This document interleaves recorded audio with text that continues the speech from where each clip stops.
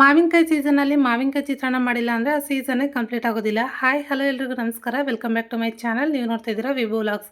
ನಾನಿವತ್ತು ಮಾವಿನಕಾಯಿ ಚಿತ್ರಾನ್ನ ರೆಸಿಪಿನ ನಿಮ್ಮ ಜೊತೆ ಶೇರ್ ಮಾಡ್ಕೊಳ್ತಾ ಇದ್ದೀನಿ. ತುಂಬಾ ಚೆನ್ನಾಗಿರುತ್ತೆ. ಈ ಮಾವಿನಕಾಯಿ ಚಿತ್ರಾನ್ನ ಒಬ್ಬೊಬ್ಬರು ಒಂದೊಂದು ಥರ ಮಾಡ್ತಾರೆ, ಡಿಫ್ರೆಂಟಾಗಿ. ಇವತ್ತು ನಾನು ಮಾಡೋ ಥರ ಚಿತ್ರಾನ್ನ ನೀವೊಂದ್ಸರಿ ಟ್ರೈ ಮಾಡಿ, ತುಂಬಾ ಚೆನ್ನಾಗಿರುತ್ತೆ. ವಿಡಿಯೋ ಕೊನೆವರೆಗೂ ನೋಡಿ. ವಿಡಿಯೋ ಇಷ್ಟ ಆದರೆ ಪ್ಲೀಸ್ ಒಂದೊಂದು ಲೈಕ್ ಮಾಡಿ, ಶೇರ್ ಮಾಡಿ, ನನ್ನ ಚಾನಲ್ಗೆ ಸಬ್ಸ್ಕ್ರೈಬ್ ಮಾಡ್ಕೊಳ್ಳಿ. ಹಾಗೆಯೇ ರೆಸಿಪಿ ಹೇಗೆ ಬಂತು ಅಂತ ಹೇಳ್ಬಿಟ್ಟು ಕಮೆಂಟ್ ಮಾಡಿ. ನಾನಿಲ್ಲಿ ಫಸ್ಟು ಮಾವಿನಕಾಯಿ ಚಿತ್ರಾನ್ನ ಮಾಡೋದಕ್ಕೆ 2 ತೋತಾಪುರಿ ಮಾವಿನಕಾಯಿ ತೊಗೊಂಡು ಮೇಲ್ಗಡೆ ಇರೋ ಸಿಪ್ಪೆನೆಲ್ಲ ಎಳೆದ್ಬಿಟ್ಟು ತೊಳೆದ್ಬಿಟ್ಟು ನಂತರ ನಾನು ಈ ಥರ ಕೊಬ್ಬರಿ ತುರಿಯೋದ್ರಲ್ಲಿ ತುರ್ಕೊಳ್ತಾ ಇದ್ದೀನಿ. ತುಂಬಾ ಚೆನ್ನಾಗಿರುತ್ತೆ ಈ ಥರ ಮಾಡಿದ್ರೆ. ಯಾವುದೇ ಮಸಾಲೆ ರುಬ್ಬೋ ಅವಶ್ಯಕತೆ ಇರೋದಿಲ್ಲ. ತುಂಬ ಈಸಿಯಾಗೂ ಆಗುತ್ತೆ, ಬೇಗ ಆಗುತ್ತೆ. ಟೇಸ್ಟ್ ಕೂಡ ಅಷ್ಟೇ ಚೆನ್ನಾಗಿರುತ್ತೆ. ಇವಾಗ ನಾನು 2 ಮಾವಿನಕಾಯಿ ತೊಗೊಂಡು ಸಿಪ್ಪೆ ಎಳೆದ್ಬಿಟ್ಟು ಈ ಥರ ಎಲ್ಲ ತುರಿದಿಟ್ಕೊಂಡಿದ್ದೀನಿ. ಯಾವ ಥರ ಮಾಡೋದು ಅಂತ ನೋಡೋಣ. ಫಸ್ಟು ನಾನಿಲ್ಲಿ ಗ್ಯಾಸ್ ಆನ್ ಮಾಡಿ ಒಂದು ಬಾಣಲಿ ಇಟ್ಕೊಂಡು, ಬಾಣಲಿ ಬಿಸಿ ಆದ ನಂತರ ಎಣ್ಣೆ ಹಾಕ್ಕೊಳ್ತಾ ಇದ್ದೀನಿ. ಎಣ್ಣೆ ಕಾದ ನಂತರ ಸಾಸಿವೆ ಹಾಕ್ಕೊಳ್ತಾ ಇದ್ದೀನಿ. ಸಾಸಿವೆ ಚಟಪಟ ಅನ್ನಬೇಕು ಸ್ವಲ್ಪ.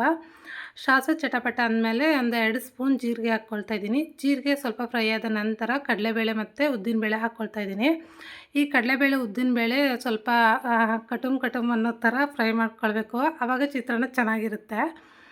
ಸ್ವಲ್ಪ ಚಿತ್ರಾನ್ನ ತಿನ್ನಬೇಕಾದ್ರೆ ಕಟುಮ್ ಅಂತ ಇದ್ದರೆ ಆವಾಗ ಟೇಸ್ಟು ಇನ್ನೂ ಚೆನ್ನಾಗಿರುತ್ತೆ. ಹಾಗಾಗಿ ನಂತರ ಕಡಲೆಬೇಳೆ ಮತ್ತು ಉದ್ದಿನಬೇಳೆ ಫ್ರೈ ಮಾಡಿಕೊಂಡು ನಾನು ಹಚ್ಚಿರುವಂಥ ಈರುಳ್ಳಿ ಮತ್ತು ಹಸಿ ಕರಿಬೇವು ಹಾಕ್ಕೊಂಡು ಫ್ರೈ ಮಾಡ್ಕೊಳ್ತಾ ಇದ್ದೀನಿ. ಈ ಈರುಳ್ಳಿ ಮತ್ತು ಕರಿಬೇವು ಸ್ವಲ್ಪ ಒಂದು 70% ಫ್ರೈ ಮಾಡ್ಕೊಳ್ಬೇಕು. ಇದು ಫ್ರೈ ಮಾಡ್ಕೊಂಡು ನಂತರ ನಾನು ತುರಿದಿಟ್ಕೊಂಡಿರೋಂಥ ಹಸಿಮೆಣ್ಸಿನ್ಕಾಯಿ ಹಾಕ್ಕೊಳ್ತೀನಿ. ಯಾಕಂದರೆ ನಾನು ಮೆಣಸಿನ್ಕಾಯಿನ ಹಚ್ಚಿಬಿಟ್ಟು ಹಾಕಲ್ಲ ಯಾವತ್ತೂ. ನಾನು ಮೆಣಸಿನ್ಕಾಯಿ ತುರಿಯೋ ಮಿಷಿನಲ್ಲಿ ತುರಿದ್ಬಿಟ್ಟು ಹಾಕ್ಕೊಳ್ತೀನಿ. ಹಾಗಾಗಿ ನಾನು ಈರುಳ್ಳಿ ಮತ್ತು ಕರಿಬೇವು ಒಂದು ಅರ್ಧ ಫ್ರೈ ಮಾಡ್ಕೊಂಡು ನಂತರ ನಾನು ಒಂದು 70% ಫ್ರೈ ಮಾಡಿಕೊಂಡು ಆಮೇಲೆ ತುರಿದಿರೋಂಥ ಹಸಿಮೆಣ್ಸಿನ್ಕಾಯಿ ಹಾಕ್ಕೊಳ್ತಾ ಇದ್ದೀನಿ. ಈ ಸ್ಟೆಪ್ ಒಂದು ಸರಿ ಫಾಲೋ ಮಾಡಿ ನೀವು. ತುಂಬ ಚೆನ್ನಾಗಾಗುತ್ತೆ ಚಿತ್ರಾನ್ನ ಟೇಸ್ಟು. ಯಾಕಂದರೆ ಹಚ್ಚಿ ಹಾಕಿದ್ರೆ ಮಕ್ಕಳು ತಿನ್ನೋದಿಲ್ಲ, ಬೇಡ ಅಂತಾರೆ, ಇಷ್ಟಪಡೋದಿಲ್ಲ ಅಷ್ಟು ಇಷ್ಟಾಗಿ. ಹಾಗಾಗಿ ನಾನು ಈ ಥರ ತುರಿದ್ಬಿಟ್ಟು ಹಾಕ್ಕೊಳ್ತೀನಿ. ತುಂಬ ಚೆನ್ನಾಗಿರುತ್ತೆ. ಇವಾಗ ಈರುಳ್ಳಿ ಮತ್ತು ಕರಿಬೇವು ಹಾಗೆಯೇ ತುರಿದಿರೋಂಥ ಹಸಿಮೆಣ್ಸಿನ್ಕಾಯಿ ಹಾಕ್ಬಿಟ್ಟು ಚೆನ್ನಾಗಿ ಫ್ರೈ ಮಾಡಿಕೊಂಡು ನಂತರ ನಾನು ಶುಂಠಿ ಬೆಳ್ಳುಳ್ಳಿ ಪೇಸ್ಟ್ ಹಾಕ್ಕೊಳ್ತಾ ಇದ್ದೀನಿ. ಈ ಶುಂಠಿ ಬೆಳ್ಳುಳ್ಳಿ ಪೇಸ್ಟ್ ಹಾಕಿದ ಮೇಲೆ ಒಂದು 5 ನಿಮಿಷ ಈ ಥರ ತಿರುವ್ಕೊಳ್ತಾ ಇರಬೇಕು, ಇಲ್ಲಾಂದರೆ ತಳ ಹಿಡಿಯುತ್ತೆ. ಹಾಗಾಗಿ ಈ ಥರ ತಿರುವ್ಕೊಳ್ಬೇಕು, ತುಂಬ ಚೆನ್ನಾಗಾಗುತ್ತೆ ಟೇಸ್ಟು. ತಿರುವ್ಕೊಂಡು ನಂತರ ನಾನು ತುರಿದಿಟ್ಕೊಂಡಿರೋಂಥ ಮಾವಿನಕಾಯಿ ಹಾಕ್ಕೊಳ್ತೀನಿ. ಇದು ಚೆನ್ನಾಗಿ ಫ್ರೈ ಮಾಡ್ಕೊಳ್ಬೇಕು. ಫ್ರೈ ಮಾಡಿಕೊಂಡು ನಂತರ ನಾನು ಒಂದು ಅರ್ಧ ಸ್ಪೂನ್ ಅರಿಶಿನ ಮತ್ತು ರುಚಿಗೆ ತಕ್ಕಷ್ಟು ಉಪ್ಪು ಹಾಕ್ಕೊಳ್ತಾ ಇದ್ದೀನಿ. ಉಪ್ಪು ಹಾಕ್ಕೊಂಡು ನಂತರ ನಾನು ತುರಿದಿರೋ ಮಾವಿನಕಾಯಿ ಹಾಕ್ಕೊಂಡು ತಿರುವ್ಕೊಳ್ತೀನಿ. ತುಂಬ ಚೆನ್ನಾಗಾಗುತ್ತೆ. ಈ ಥರ ಒಂದು ಸರಿ ಟ್ರೈ ಮಾಡಿ ನೋಡಿ, ಹೇಗೆ ಬಂತು ಅಂತ ಹೇಳ್ಬಿಟ್ಟು ಕಮೆಂಟ್ ಮಾಡಿ. ಇವಾಗ ತುರಿದಿರೋ ಮಾವಿನಕಾಯಿ ಹಾಕ್ಕೊಳ್ತಾ ಇದ್ದೀನಿ. ತುಂಬ ಚೆನ್ನಾಗಾಗುತ್ತೆ. ನನ್ನ ಮಕ್ಕಳಂತೂ ತುಂಬಾ ಇಷ್ಟಪಟ್ಟು ತಿಂದರು. ಹಾಗಾಗಿ ನಿಮ್ಮ ಜೊತೆ ಶೇರ್ ಮಾಡ್ಕೊಳ್ತಾ ಇದ್ದೀನಿ ಈ ರೆಸಿಪಿನ. ಹೆಂಗೂ ಈ ಸೀಸನ್ ಅಲ್ವಾ, ಸೀಸನ್ ಕಂಪ್ಲೀಟ್ ಆಗೋದ್ರೊಳಗೆ ಒಂದು ಸರಿ ಟ್ರೈ ಮಾಡಿ ನೋಡಿ. ಇವಾಗ ಮಾವಿನಕಾಯಿ ಹಾಕ್ಬಿಟ್ಟು ತುರಿದಿರೋ ಅಂಥ ಮಾವಿನಕಾಯಿನ ಈ ಥರ ತಿರುವ್ಕೊಳ್ತಾ ಇದ್ದೀನಿ. ಬೇಗನೆ ಆಗುತ್ತೆ ಫಟಾಫಟ್ ಅಂತ. ಈರುಳ್ಳಿ ಮತ್ತು ಮೆಣಸಿನ್ಕಾಯಿ ಎಲ್ಲ ಹಚ್ಚಿಟ್ಕೊಂಡ್ರೆ, ಆ ಮೆಣಸಿನ್ಕಾಯಿ ಹಚ್ಚಿ ಹಾಕೋದಕ್ಕಿಂತ ಈ ಥರ ತುರಿದ್ಬಿಟ್ಟು ಹಾಕ್ಕೊಳ್ಳಿ, ತುಂಬ ಚೆನ್ನಾಗಾಗುತ್ತೆ.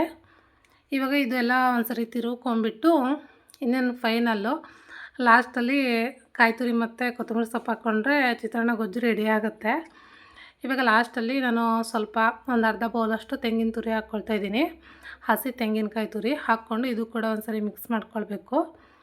ಮಿಕ್ಸ್ ಮಾಡಿಕೊಂಡ್ರೆ ಆಯಿತು, ಚಿತ್ರಾನ್ನ ಗೊಜ್ಜು ರೆಡಿ ಆಗುತ್ತೆ. ಲಾಸ್ಟಲ್ಲಿ ಸ್ವಲ್ಪ ಕೊತ್ತಂಬರಿ ಸೊಪ್ಪು ಹಾಕ್ಕೊಂಡು ಒಂದು ಸರಿ ತಿರುವ್ಕೊಂಡ್ರೆ ಗೊಜ್ಜಂತೂ ರೆಡಿ ಆಗುತ್ತೆ.